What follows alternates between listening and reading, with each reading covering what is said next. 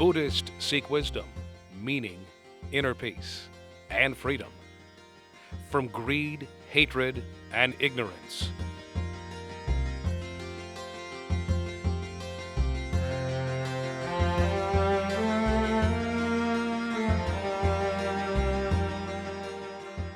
The Buddhist way of life.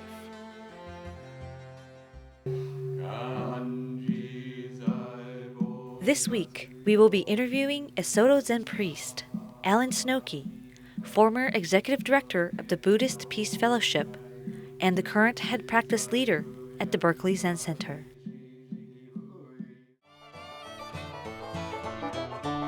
I am the bravest cowboy that ever trod the West.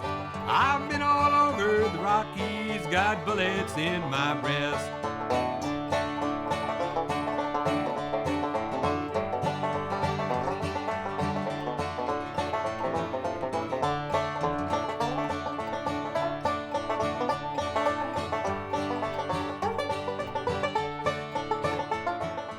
I was born into a culturally Jewish household. And I would say that the unfortunate part is that I had a lot of religious education forced upon me. And I rebelled against it. When I think back on it now, I know there are wonderful teachers in Judaism, in every religion. These are the people that I've met, over the last 20 years. And if I had had some of them as teachers, or if I had had teachers as skillful as the ones that I've met in Zen, then maybe that's what I would have done. But I did this not so unusual Jewish thing of looking at the whole world and finding what really seems to resonate with me. Zen is a kind of universal religion, that it's something that anyone can do. You can take it as a practice. For me, it's not just, it's more than a practice, it's a way of life. I think that there's, this is my theory, my feeling of what Jewish people may have an affinity with Buddhism because in their culture is marked by suffering and loss. And Buddhism, all kinds of Buddhism, as the Buddha said, I teach suffering and the end of suffering. And this is a practical way. Zazen is a practical way to encounter and work and transform your own suffering.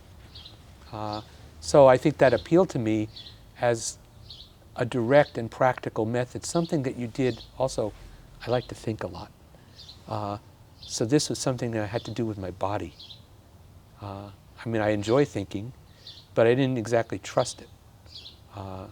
So there has to be a balance, between, your head, your heart, and your belly. And you have to know where your feet are. So these things, to have that kind of very broad, inclusive awareness that's rooted in your body, this is really useful for me. I think it's useful for a lot of people.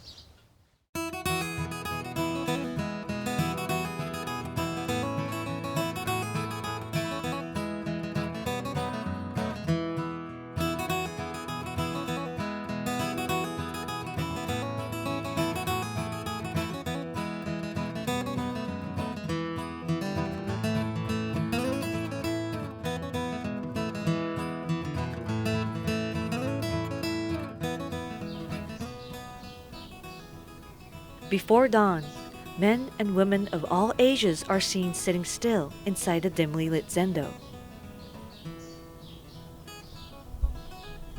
Birds are heard distantly. What are these people searching for in this silence? What can be obtained through Zazen? One way that I talk about it, and this I talk about, I do some teaching in prisons. And what I say is, this is a difficulty that you choose. You choose so you can really understand what your difficulty is, so you can encounter yourself fully. If you're always spending your life trying to get rid of your difficulties, you're going to have a very difficult life. You're not going to be able to do it, and you're going to increase your suffering. So if you choose to do something that takes some energy and strength, you will encounter some difficulties, because we're always encountering difficulties in your life. But you can also you can find ease. You can find ease of mind, ease of body. It took me years to be able to sit upright, to be able to keep my legs crossed without much pain for a period of sitting or several periods of sitting. But I had faith. I had a kind of faith in this practice, so I just kept doing it, and it changed. So when I tell people it can change, and when I tell people you can do this, it comes from my own experience. Well, for the last 6 or 7 years, I've been leading a meditation group at FCI Dublin, which is a women's federal prison in Dublin, Pleasanton, near here.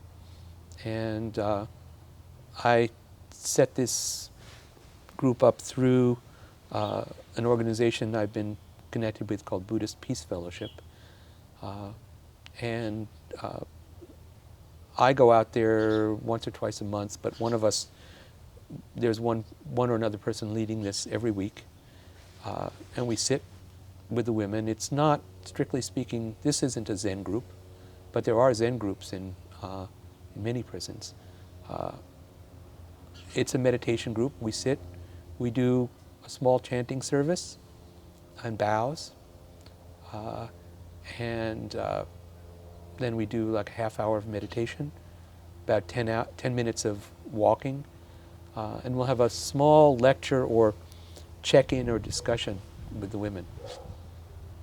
Every few months we do we call it a one-day sitting, but we're only allowed to do it from 8:30 in the morning until 2:30 in the afternoon.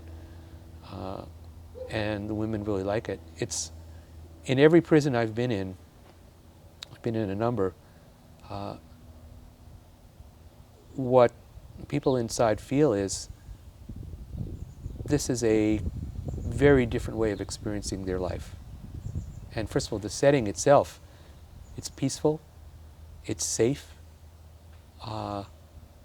They practice, respect for each other and kind speech. All of the tensions that are really incumbent on prison life, or inherent in prison life, they kind of fall away for this time. So this is a very unusual time for them to be able to do this every week. So it's very precious to them. There are people from every religious background who come to this meditation group, and we talk about these ideas back and forth. And the group really is inclusive. It doesn't say you have to. We're not proselytizing. It's about just making the practice of experiencing your big mind available.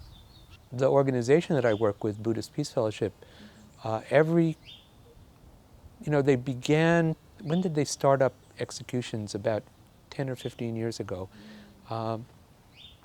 We've organized meditations on the evening of an execution.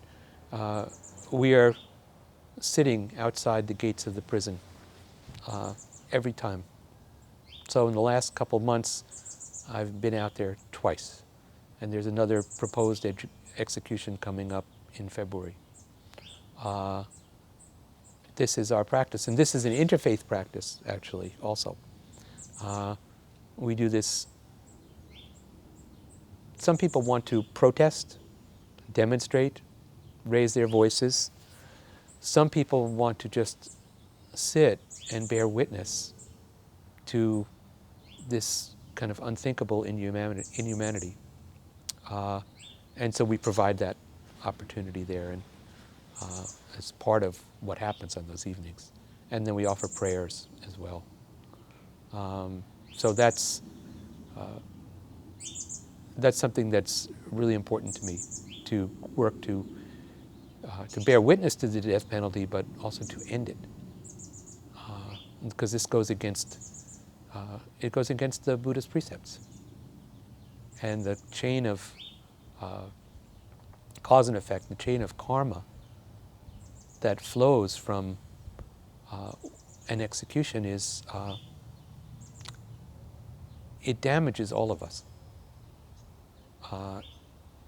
It damages not just the person who's been killed, but the people who have to carry out the execution, the courts, the guards, the governor, and all the citizens of the state. So we want to take responsibility for helping people not create negative streams of karma. So I feel that as a responsibility. So we've had various programs and organizations that we work with through Buddhist Peace Fellowship that are working with youth, not as Buddhism, but because that may not be culturally appropriate. So we have to work with youth. We have to work with people who are just emerging from prison. It's very nice to be able to meditate or have some practice in prison. There's a really difficult question: is what happens when you leave and you're thrown back into this very overwhelming world without much resources and having been separated from society for a long time.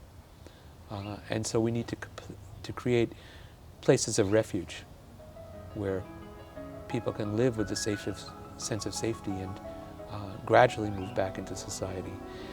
And we have to welcome them in our meditation centers and temple, to not see them as people who are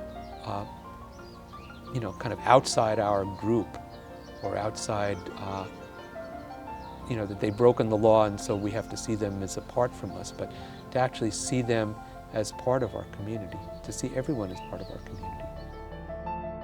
This program was brought to you by Bukyo Dendo Kyokai, Society for the Promotion of Buddhism. The founder of Bukyo Dendo Kyokai, late Dr. Reverend Yehan Numata, believed that the Buddhist teaching could assist in bringing about lasting peace and happiness for all of humanity. Society for the Promotion of Buddhism is dedicated to continue Dr. Numata's dreams of sharing Buddhism with others by distributing the Teaching of Buddha books, which are translated to 42 different languages and donated to hotels worldwide. For further information, visit www.bdkamerica.org or call 626-369-5035.